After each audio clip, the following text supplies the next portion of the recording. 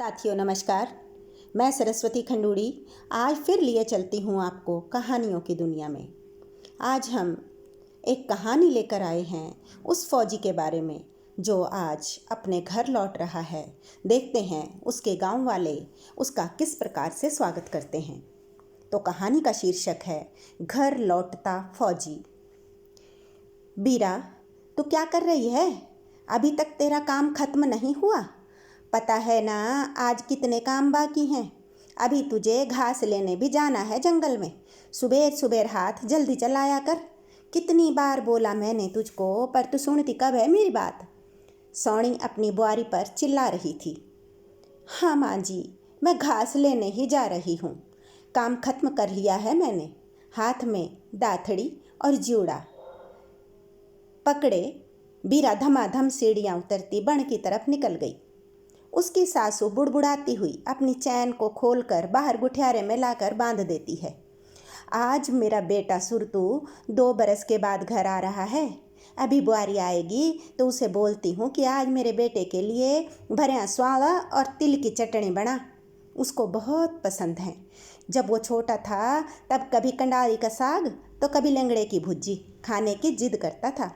हे राम, अब तो वहाँ जो भी जैसा भी मिलता होगा उसे खाना पड़ता होगा। अपना पहाड़ उसे बहुत याद आता होगा। जब उसका पिछली बार फ़ोन आया था तब मेरे को बोल रहा था, माँ यहाँ तो बिल्कुल मन नहीं लगता, ना तो मेरे पहाड़ की ठंडी हवा है ना गाड़ का पानी। मैं जब आऊँगा तो खूब मस्ती करूँगा अपने दोस्तों के साथ, बहुत याद आते हैं। तभी बीरा ने घास का गट्ठर लाकर गुठियारे में डाल दिया और बोली, ले आई माँ जी घास, अब मैं नहा लेती हूँ, तब बनाती हूँ रोटी भुज्जी।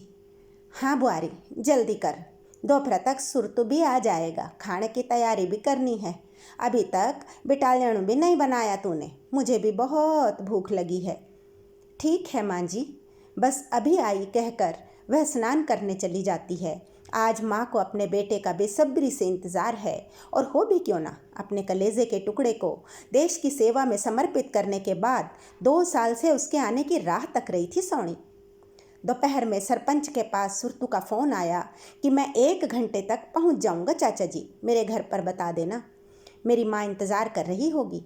पर उसे नहीं पता था कि उसका इंतज़ार तो उसकी माँ और पत्नी के साथ साथ पूरा गांव कर रहा है। सभी उत्सुक हैं उसे देखने के लिए, मिलने के लिए। अपने गांव की शान है वो।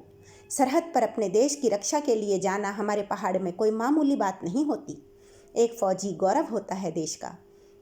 वो एक माँ का ही नहीं, गांव भर का बेटा होता है।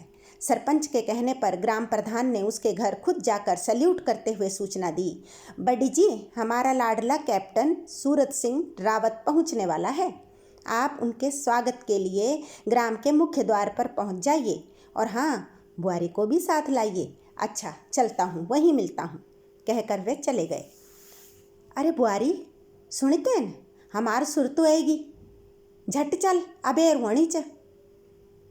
यानी बहू ने सुना कि हमारा सुरतू आ गया, जल्दी चलो, देर हो रही है। और बीरा बस 2 मिनट कहती हुई माथे पर बिंदी सजाती है और अपना आंचल संवारते हुए नीचे आ जाती है। आज बीरा बहुत सुंदर लग रही है। पिया को देखने को वह भी तो बावरी हुई जा रही है। शादी के 10 दिन बाद उसे फ़ौज में नौकरी मिलने की सूचना आई और उसने 1 माह के भीतर ही फ़ौज की नौकरी ज्वाइन भी कर ली थी। ढेरों आशीष मिले सुरतू के साथ साथ बीरा को भी कि उसके पांव पड़ते ही बेटे को नौकरी मिल गई, वह भी फ़ौज में। जाने कब से सूरत सिंह फ़ौज में भर्ती होने के लिए प्रयास कर रहा था। उसका सपना था फ़ौजी बनना। देश के लिए मर मिटना उसका अरमान बन गया था। हर किसी से बस वो देश सेवा या फ़ौजियों की ज़िंदगी के बारे में ही हमेशा बात करता रहता था। बीरा की भी शादी के बाद उसने ढंग से उसे कहाँ देखा था और कहाँ समझ पाई थी। अब शादी के 2 बरस बाद पिया मिलन की उत्सुकता से उसके कपोल रक्ताभ हो उठे थे। उसका चेहरा दमक रहा था। मुख्य द्वार पर सोनी अपनी बुआरी बीरा के साथ पहुंची तो वहां की सजावट देखकर दोनों दंग रह गई। फूलों से और रंग बिरंगी झालरों से मुख्य द्वार को बखूबी सजाया गया था। ग्रामीण द्वार के दोनों तरफ पंक्तियों में हाथों में मालाएं लिए खड़े थे। सरपंच जी अपने लोगों को निर्देश देते हुए इधर से उधर आ जा रहे थे। प्रधान जी अपनी निगरानी में सारी व्यवस्था संभाले हुए थे और जिस विद्यालय में सूरत सिंह ने शिक्षा प्राप्त की थी, वहाँ के मुख्य अध्यापक को उनका प्रथम स्वागत करने का दायित्व सौंपा गया था। एक छोटा सा शामियाना सड़क के किनारे लगते खाली खेत में लगाया गया था, जहाँ जलपान की व्यवस्था की गई थी। स्कूल की बच्चियाँ भी अपने फौजी भैया के स्वागत गीत प्रस्तुत करने वाली थी। तभी दूर पगडंडियों से चलकर आते फौजी भाई पर प्रधान जी की नज़र पड़ी तो उन्होंने वहाँ खड़े लोगों से कुछ कहा, जो सौणी और बीरा सुन नहीं पाए। वह और सरपंच जी कुछ युवकों के साथ उसके स्वागत के लिए आगे बढ़ गए और औजियों ने ढोल और दमाव बजाकर माहौल बना दिया।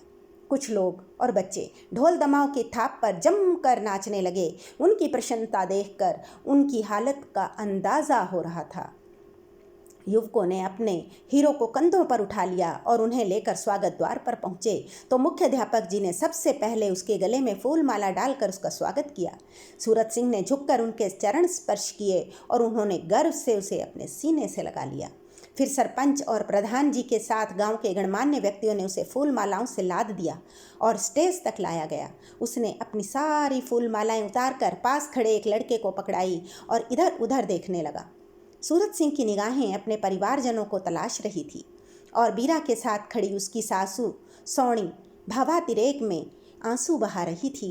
तभी सरपंच जी ने मंच से उन्हें पुकारा तो वे झिझकते हुए मंच की ओर बढ़ी। सूरत सिंह ने झुककर अपनी माँ के पांव छू लिए और माँ ने उसे उठाकर अपने आगोश में ऐसे छुपा लिया जैसे बादलों में चांद। बेटे ने माँ के आंसू पोंछते हुए कहा, माँ, अब तेरे आंसू बहाने के दिन खत्म हुए, अब बिल्कुल रोना नहीं। तभी पास खड़ी बीरा ने भी आगे बढ़कर अपने पति के चरण स्पर्श किए। ढोल का शोर सारे आकाश को गुंजायमान कर रहा था। तब प्रधान जी ने सबसे जलपान का आग्रह किया। जलपान के बाद उन्होंने सूरत सिंह को उसके घर पहुंचाया और शुभकामनाएं दी। उसने भी तहे दिल से उन सभी का हार्दिक आभार प्रकट किया।